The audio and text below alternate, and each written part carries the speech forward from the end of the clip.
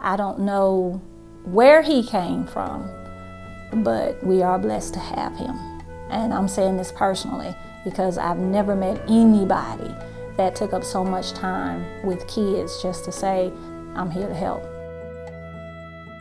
When I first walked into this building, I remember them all kind of having that, I don't know. This is a predominantly African-American neighborhood, and some of the ideas he had was going out into the neighborhood, recruiting. And he went door to door, asking parents, would you let your kids come to Live to Serve program? Jacob first started getting involved in this when he was in high school still. He'd gone away on a mission trip, started to understand what it feels like to be a person of service, and expand your horizons and make a difference in a child's life. He decided to bring the mission trip to his backyard. The story of Live to Serve started at a gas station. I used to have to make the drive from LSU to downtown every single day. And a young boy named Tyler who was homeless and living on the streets of Baton Rouge.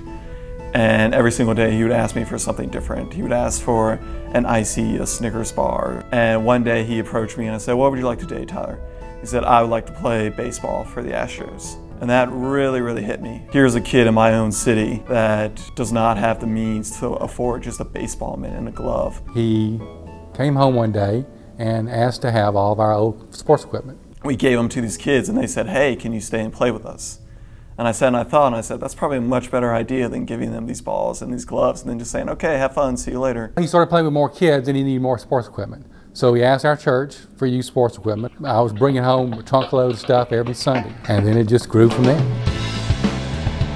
Live to Serve works with people here in poverty, and that goes from children to homeless men to help those people find the best way out of poverty. And the main thing that we do is a thing called Live to Play. Most of these kids don't come to the YMCA on their own. It was really a grassroots effort for Jacob, going out into the community, recruiting the kids, knocking on doors. And for 2 hours a week, twice a week, we let these kids just be normal kids and let them play and let them have a good time and let them enjoy themselves and let them love and be loved. Well, Live to Serve starts for 6 o'clock. Kids get out of school 3:30.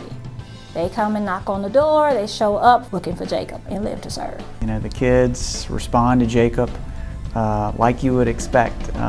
They would maybe respond to Santa Claus. They see him coming, they know it's going to be a great time. Jacob is a very genuine individual, and you can see it pretty much right away that what he's doing is really from his heart.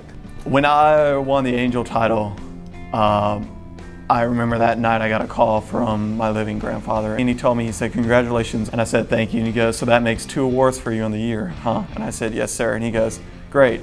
I have 48 in my lifetime. And I said, thank you, Grandpa. And it was just a humbling experience for me.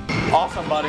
They know as soon as they walk in and hear that, you know, the fighting stops and the anger stops. These kids, I can't even explain what they've given to me. Everybody has a different view of worship. And when I look into their eyes and when I see the joys in their faces, whenever they get to come and be kids, I see God.